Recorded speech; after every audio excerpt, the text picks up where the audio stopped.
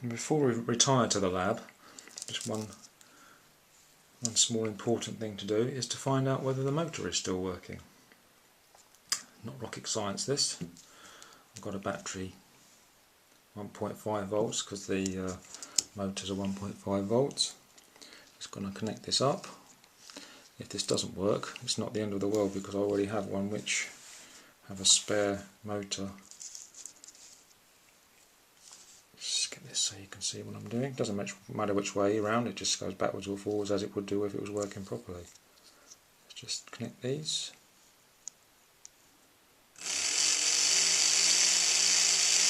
There we are. Still working. 40 years. Japanese technology. Excellent. Okay, here we are in the lab, or rather actually my kitchen, and we're going to clean this terminal block from the Hotline train that we removed from the other video by soaking it in a solution of domestic limescale remover and water. Now for the purpose of this I'm using Harpic, but there are others out there. I think Viacal is one, but it's limescale remover you want and not bleach. Right, I use the solution as 1 part limescale remover to 2 parts water, so we'll just put, this is all very accurate as you can see, about 1/3 full of the remover and top up with water. Right, this is pretty nasty stuff. I mean, I would definitely recommend you look at the instructions on the bottle that you're using.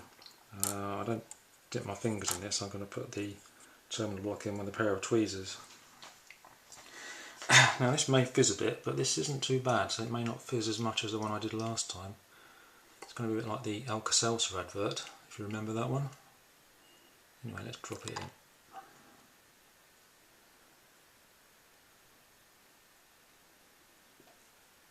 Yeah, it's not fizzing that much, not a lot of residue on there. So I'm going to probably leave this soaking in here for, well, I'll probably check it every hour. The last one I did, I left it here in the solution for about 24 hours. But this one probably, I don't know, maybe a couple of hours. And we'll come out and check it. I think it's just starting to get nicely worked up in there now. And we'll come back and look at that in a couple of hours and see how it's getting on. So in the end I decided to leave this soaking overnight.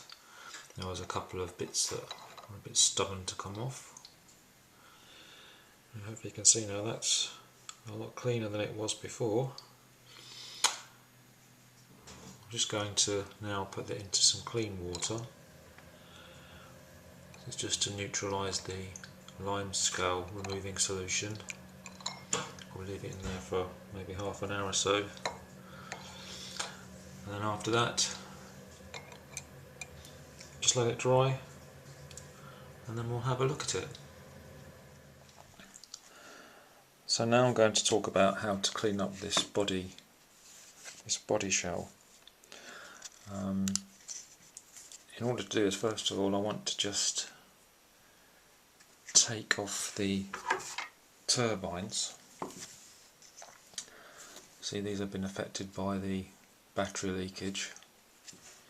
These aren't too bad. Normally they would be like this with virtually no chrome at all. Some of the chrome on this one has actually just about survived.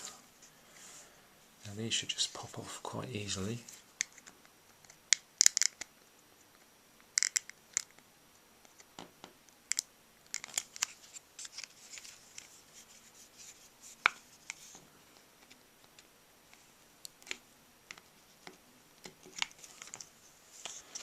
There we are, just a little lug here at the back. You just have to push it out and this should just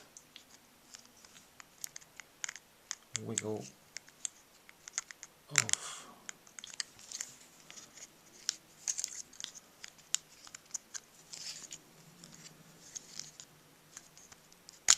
There we are.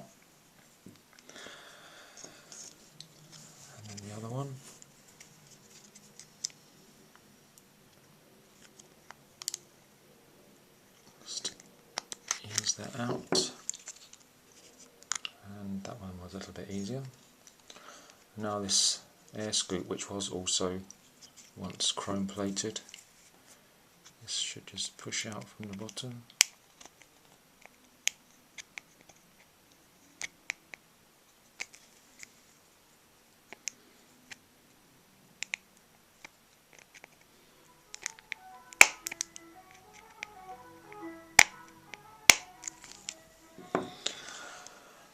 I don't think I'm going to go at an ice cream. Anyway, there we are. So, also we need to get this windshield out, which is pretty yucky.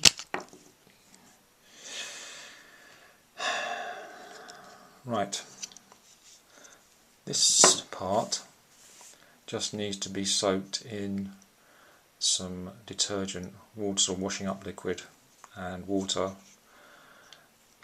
and it may need a few days soaking. This one has never had the stickers down the side.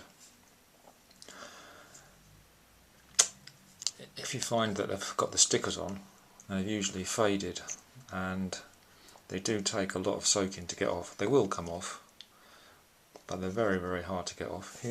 Let me just show you one that I did previously. This one wasn't quite in as bad a state as this one, but I soaked this one for probably about 5 or 6 days because of the stickers on the side, the Hotline stickers. See, it came up pretty nicely. Now the windshield, this gunky thing here, well, this one also was in a fairly bad state, and I was sort of puzzling as how to actually clean this off, because I did soak it for about 5 days as well in the washing up liquid and water solution, but it was still left with this sort of residue. And after a bit of trial and error, I managed to find out that to clean this off, the best thing I found was this, which is Teacup, which is basically a paint restorer for cars. I think what it does is it sort of takes a layer of surface off without scratching it so badly that it makes the plastic all scratched. Anyway, I was quite pleased where this one came out. So that's the windshield. So we'll soak this and this in some, say, water and washing up liquid solution for a few days. That should clean up pretty nicely. And then this one needs a bit more work. After the soaking, need to polish it with the Teacup or whatever else you want to use. Basically a paint colour restorer, which is a mild cutting compound. I say it will take I think it takes a layer, it'll basically take this residue layer off, which is actually quite stubborn.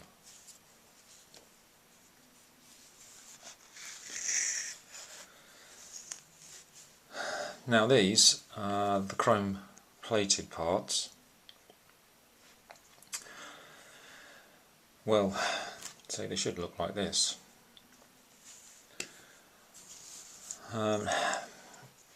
Several options on these really. I think the Sizzler shop guy in the US probably has a facility to chrome plate these for you. My one was done by Mike Grove many years ago, who doesn't seem to be trading anymore.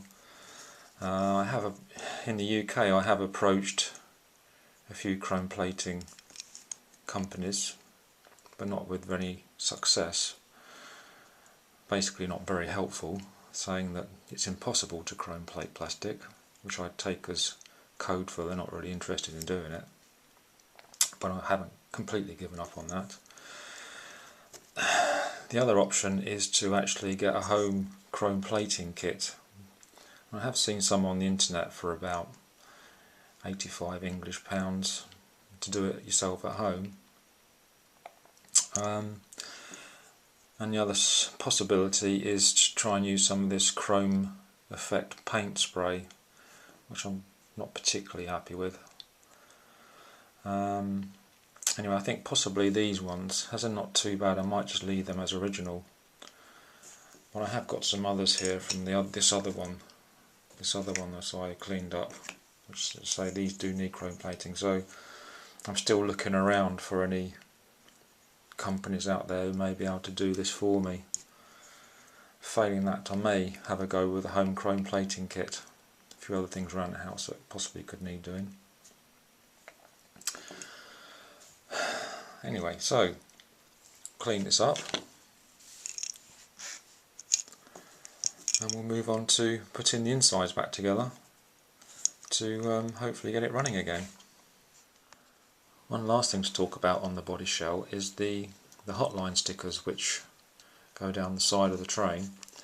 Now these ones are reproduction ones and were obtained from Mike Grove when he restored these trains originally many years ago. Now I think, again, the Sizzler Shop guy on eBay, I think he does actually sell reproduction. For myself, and if you're lucky, you may find a Hotline set where you've got the original stickers that are completely unused. Now I'm not going to use these. I'm going to investigate going down to a printer's and see if I can get some these printed off onto a clear backing sheet and then make my own, which is quite nice. But I say, trying to find these is very hard. You've got to try and find a Hotline set that hasn't been used, and these are still all intact. So probably your best port of call is probably the Sizzler Shop guy on eBay. Doesn't charge, I don't think they're not very expensive. But at least I've got this option to do it myself.